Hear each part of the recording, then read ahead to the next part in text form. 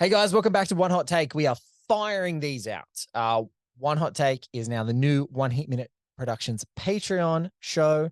I'm here with my producer and co-host on this little thing, Brian Game. Say hi, Brian. Hi.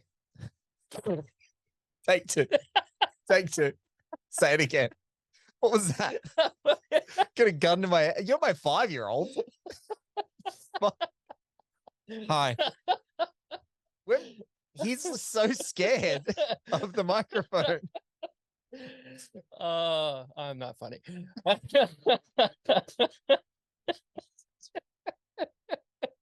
Hey, Blake. Good to be back. Good to be back.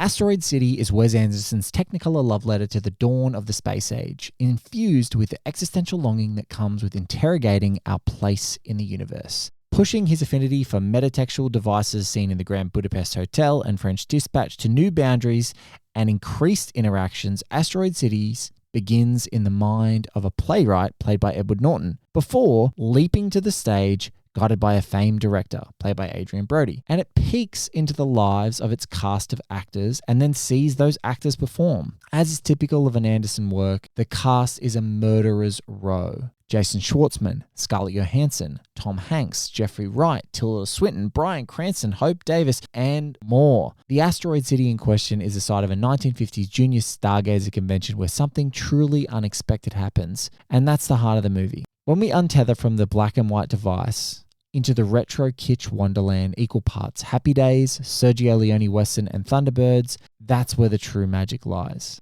Wes Anderson's great skill is couching deftly drawn human moments into these gorgeous, obsessively intricate orchestrations of augmented reality.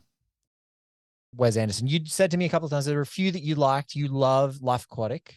I tried to love Life Aquatic. You tried to love. Sorry, you tried to love Life Aquatic. I tried to love Life Aquatic. I just find before Asteroid City, I just find these movies, like, I understand the visuals and like each frame it's his own painting and stuff like that, but like the story, I always had a hard time getting into. Like an actor very deadpan going, I shit my pants today. I feel I have to resign from my position and go to live with mother. Like it's like an actual line from a West. I don't know. Shit my pants. I have to live with mother.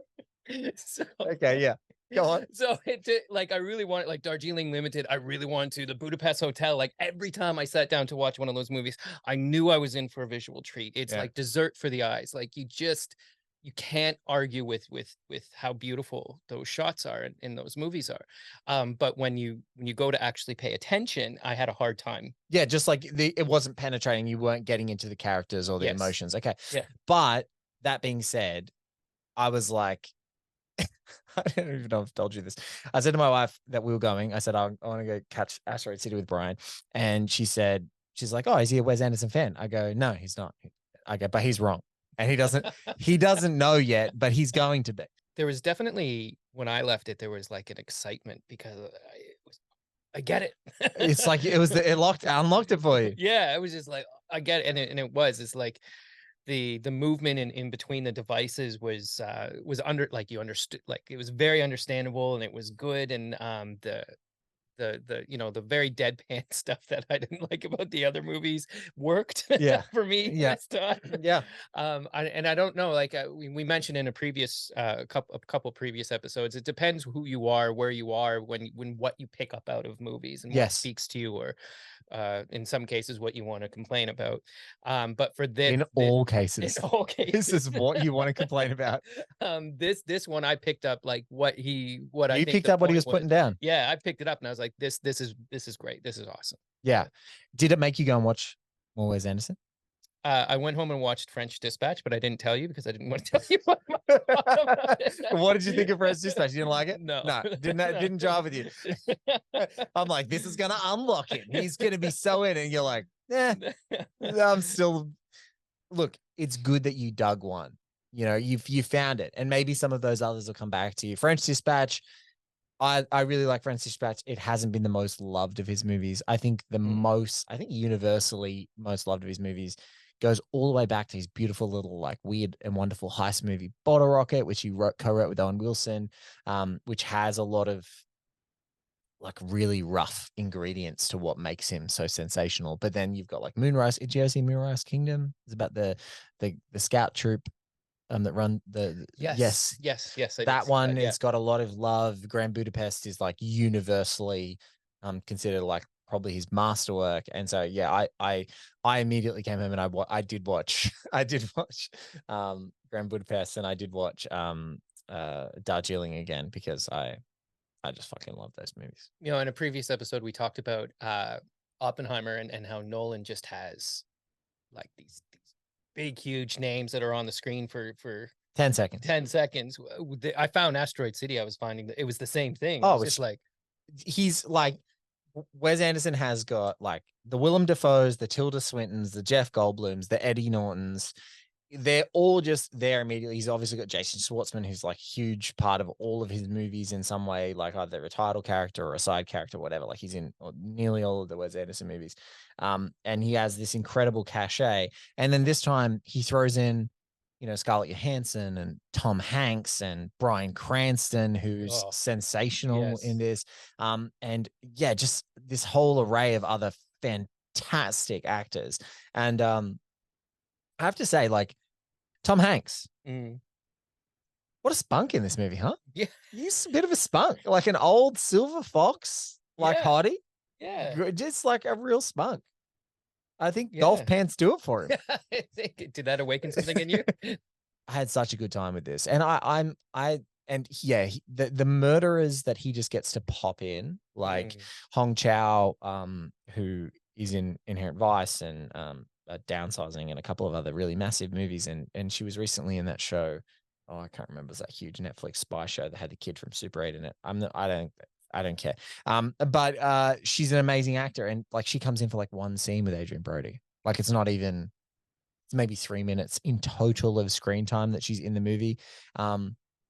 There's another massive actor, I won't spoil it, who's in the movie for all of 15 seconds. Yeah, like it feels like it, like a massive actor. Has Matt Dillon. Oh my God, Matt Dillon, fantastic in this movie. Just random. But yeah, like there is something about these filmmakers who, when they put the call out, like people are lining up. They're just there like, I will go and do it. I don't care how small it is. I just want to be in one of your, like, I want to be in one of these fun things with you. And I think that that's so incredibly valuable. And that really, like, that's like 90s movies to me. Like, like you look at 90s movies now and every fucking actor is amazing. Like, like it's not just, it's not like 2 or 3 people who are questionably in the same location. Maybe not even in the same place. Maybe they're just at Atlanta, Georgia at different times. It's not like that. It's like 3 main characters and there's no one else in the movie. I love that about Wes Anderson movies, that he's just still manages to get like 30 people to be a part of his things. And I just love his incredible cast. They just are stacked all the time. Yeah, that's a huge in for me. It's like, there's always 30 people and you're like, shit, they're all great. It's like the Where's Waldo of actors. Yeah. You know, like, was that George Clooney that was in a big costume that didn't say anything? Oh my God, it was. Yeah, like that. One, I definitely, there's a specific frame that I want as a poster from Asteroid City. Oh, from Asteroid City. Yeah, I know. There's a very specific frame I want from that. And so it is, I'm going to do a journey through Wes Anderson's catalog, and I'll see if I could, if I'm unlocked, or if this was just as a one-off. It was, you know what, you had a one-off. That's good. You had a one-off. That's enough. And again, it doesn't mean that I don't know that he's an amazing filmmaker, and that like it is, he's like the Norman Rockwell of filmmaking, like with his visuals. It's just spectacular. And I'm so like, I'm not taking away from that. It's just, but if it was just purely aesthetics, it's really hard. You can sort of go, yeah, it's good, it looks good, but like it doesn't, there's nothing that's hitting me. Like, you know, it's like, it's a bit like the kind of Mission Impossible 2 of it all, of like John Woo made probably the most gloriously mouthwatering, beautiful Mission Impossible, like as far as like slow motion and fight scenes and Tom Cruise looking hot and all this cool stuff. The story sucks. Like it sucks. And I was so disappointed through it because I just watched it for the first time.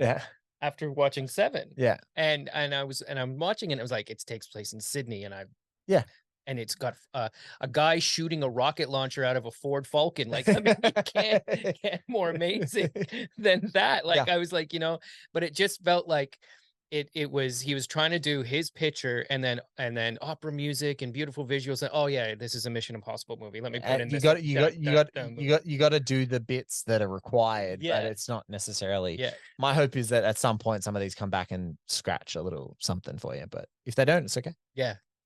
No, it's I'll go on the journey. We're on a journey. We're on a journey. We're on a journey. Jump in the car, grab some snacks like we're kids again, and go on. Let's go on the journey. Love it.